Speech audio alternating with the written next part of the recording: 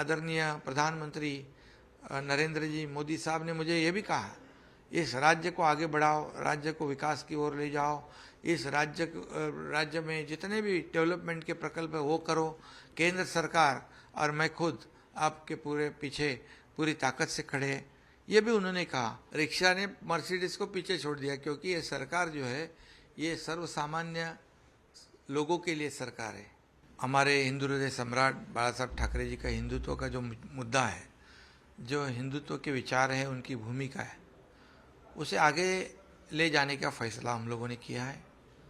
जो महाविकास आघाड़ी में हमारे लगभग देखो 50 एमएलए हो गए, 40 और 10 सहयोगी, ऐसे 50 एमएलए एक साथ में अगर ऐसी भूमिका लेते हैं तो इसका कुछ बड़ा कारण होगा।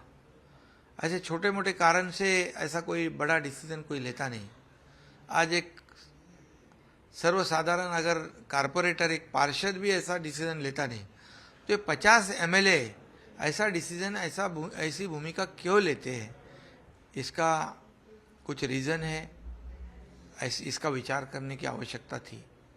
लेकिन हम लोगों ने जब शिवसेना बीजेपी के साथ चुनाव लड़ा था 2019 में, लेकिन सरकार बन गई कांग्रेस राष्ट्रवादी के साथ, और इसके वजह से हिंदुत्व की बात जब हिंदुत्व के मुद्दे आए, सावरकर जी का मुद्दा आया और कई मुद्दे आए, मुंबई बॉम्ब ब्लास्ट का मुद्दा आया, दाऊद का मुद्दा आया, और भी कई मुद्दे जब आते थे तो हम कुछ भी निर्णय नहीं ले पा रहे थे।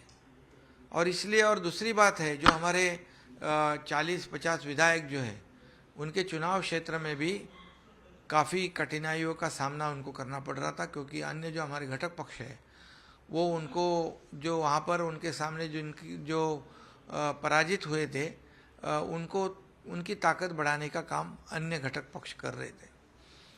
और दूसरी बात, जब हम लोग चुनाव में जीतते हैं तो हमारे चुनाव क्षेत्र के जो मतदाता हैं उनकी अपेक्षा होती है डेवलपमेंट होना चाहिए, पानी चाहिए, रास्ते चाहिए, जितने भी मूलभूत जो काम है डेवलपमेंट के, वो अपेक्षा रहती थी। लेकिन हमारे एमएलए जो है, विधायक जो हैं, वो नहीं कर पा रहे थे। फंड की कमी थी और बाकी सब समस्या थी, और इसलिए हम लोगों ने कई बार हमारे वरिष्ठ जो है उनसे बातचीत की इसके बारे में कि हम इसमें करेक्शन करना चाहिए, लेकिन हम लोगों को उसमें कामयाबी नहीं हासिल हुई और हम उसमें सफल नहीं हुए, दुर्भाग्यवश।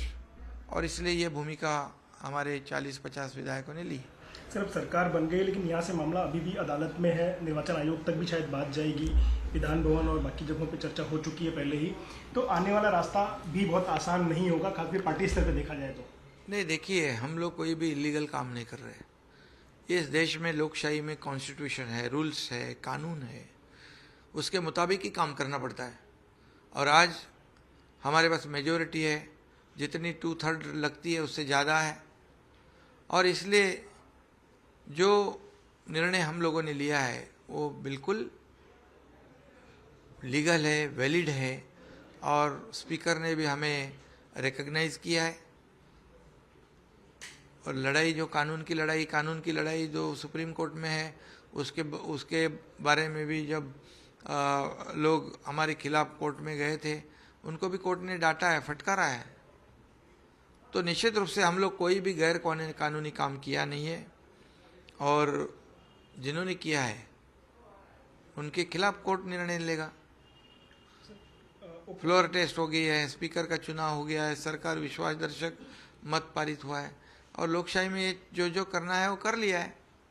अब ये सरकार 170 विधायक वाली सरकार है, मजबूत सरकार है। ये सरकार लोगों को न्याय देगी। ये आम आदमी की, मतलब जो सर्वसामान्य जो मानुष कहते हैं, उसकी सरकार है। ये सभी लोगों को न्याय दिलाने वाली सरकार है। इसमें किसान है, कामगार है, कष्टकरी है, सभी जितने भी समाज घटक हैं उनको न्याय देगी सरकार।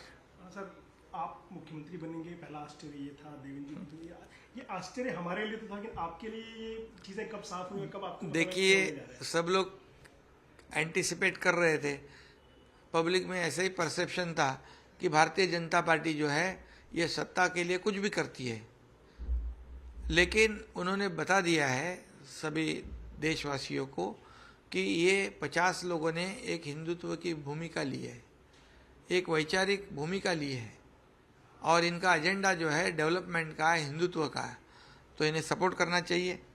और उन्होंने हमको सपोर्ट किया। उनके पास ज़्यादा संख्या और ज़्यादा विधायक होने के बावजूद, और आप जानते हो कि हमें तो उन्होंने मुख्यमंत्री पद के लिए समर्थन दिया, और आदरणीय प्रधानमंत्री नरेंद्र जी मोदी साहब ने मुझे ये भी कहा, इस राज्य को आगे बढ़ाओ, राज्य को विकास की ओर ले जाओ, इस राज्य में जितने भी डेवलपमेंट के प्रकल्प है वो करो, केंद्र सरकार और मैं खुद आपके पूरे पीछे पूरी ताकत से खड़े हैं, ये भी उन्होंने कहा। तो ये सबसे बड़ी बात है। और केंद्र सरकार भी साथ में है, और हम लोगों ने कोई गैर कानूनी काम नहीं किया। जो प्री पोल अलायंस जो हुई थी शिवसेना और भाजपा की, हम वही पार्टी के साथ अलायंस कर रहे हैं। सर, कल आपने प्रेस कॉन्फ्रेंस में एक बड़ी बात कही थी कि आने वाले चुनाव में 200 सीटों का लक्ष्य रहेगा भाजपा और शिवसेना युति का। तो आपके पास फिलहाल जो विधायक हैं 40 के, अगर देखें तो 80 या 50, कम से कम डबल करना पड़ेगा। नहीं, क्यों ऐसे डबल करना है? हमारे पास अभी 170 है दोनों मिला के, तो खाली संख्या कितनी 30 ही बचे हैं, 200 से ज़्यादा आ सकते हैं। जी सर, एक आखिरी सवाल। आज पूर्व मुख्यमंत्री उद्धव ठाकरे अपने कार्यकर्ताओं को संबोधित करते हुए बात कर रहे थे। उन्होंने एक बात वहाँ पे कही कि पहले हमारी सरकार को 3 पहिए की सरकार कहा जाता था, आज 3 पहिए वाले ड्राइवर को सरकार चलाने दे दिया है। कैसे चलेगा? कहीं ना कहीं इशारा आपकी तरफ था, आपके शुरुआती। मैंने कहा है उस पर, वो रिक्शा मर्सिडीज को पीछे छोड़ दिया, रिक्शा ने मर्सिडीज को पीछे छोड़ दिया, क्योंकि ये सरकार जो है ये सर्वसामान्य लोगों के लिए सरकार है, ये समाज के हर घटक को न्याय दिलाने वाली सरकार है। और देखिए, हम लोग ऐसा काम करेंगे कि ये सरकार हर एक घटक को, हर एक व्यक्ति को लगे कि ये मेरी सरकार है, ये मेरे लिए काम करेगी, ये फ़र्क होगा। और इसलिए मैं कहता हूँ कि यहाँ पर हमारे देवेंद्र जी जो है वो बड़े दिल से उप मुख्यमंत्री बन गए, उनको भी अनएक्सपेक्टेड था, लेकिन पार्टी का आदेश आता है तो पार्टी का आदेश मानते हो। और मेरे जैसे बाला साहेब और आनंद दिगे साहब के कार्यकर्ता को मुख्यमंत्री पद की कुर्सी पे बिठा दिया, इसलिए मैं प्रधानमंत्री जी का, केंद्रीय गृह मंत्री जी का और भारतीय जनता पक्ष के प्रमुख जो है अध्यक्ष नड्डा जी का, कल ही मैं उनको धन्यवाद दिया है, आज भी धन्यवाद देता हूँ कि उन्होंने एक मौका दिया है और लोगों को जो परसेप्शन था वो पूरी तरह बदल दिया है, चेंज कर दिया है कि भारतीय जनता पार्टी सिर्फ सत्ता के लिए नहीं, एक विचारधारा के लिए भी पार्टी है। सर, कैबिनेट का स्वरूप क्या होगा, कब तक? अभी बात होगी जल्दी, वो भी सब निर्णय होगा। सर, एक और सवाल जानना चाहिए, जिस तरह से ओवरऑल जो सिनेरियो चल रहा था, क्या आपने कभी उद्धव ठाकरे जी से बात की थी विषय में कि आप हमारे साथ आइए? क्योंकि हालांकि आप लगातार जिस तरह से बातें कर रहे थे कि उद्धव ठाकरे के जाने से पहले किसी तरह की चर्चा उद्धव ठाकरे से आपकी हो पाई थी? हमने कई बार चर्चा की ना मैंने, कि ये जो महाविकास आघाड़ी में हम बैठे हैं उससे हमें फ़ायदा नहीं है, हमें नुकसान है, हमारे एमएलए चिंतित है, कल चुनाव कैसे लड़े, कैसे जीते। हम नगर पंचायत में 4 नंबर पे गए, मुख्यमंत्री होने के बावजूद पार्टी 4 नंबर पे जाती है। इसका मतलब जो सरकार का फ़ायदा कौन उठा रहा है?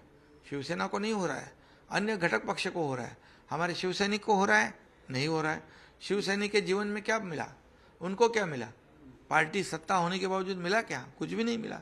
उनके ऊपर अन्याय हो गया, उनके ऊपर झूठी केसेस डालने, उनको तड़ीपार होना पड़ा, उनको मौका जैसे कार्रवाई को फेस करना पड़ा। तो सरकार किस लिए है? सरकार जब सत्ता होती है तो जैसे शिवसेना है, शिवसैनिक है, उनको न्याय देना चाहिए, उनको खुद के बलबूते पे खड़ा होने के लिए ताकत सरकार से देनी चाहिए थे। लेकिन जीवन में कुछ भी बदलाव नहीं आया, बल्कि उनको नुकसान हुआ है, उनके ऊपर अन्याय हुआ है। आपने मनाने की कोशिश की उद्धव ठाकरे जी को सलाह पे पूरे माहौल में? नहीं, हमारी तो कोशिश थी लेकिन हम कामयाब नहीं हुए, मैं बताया ना पहले ही।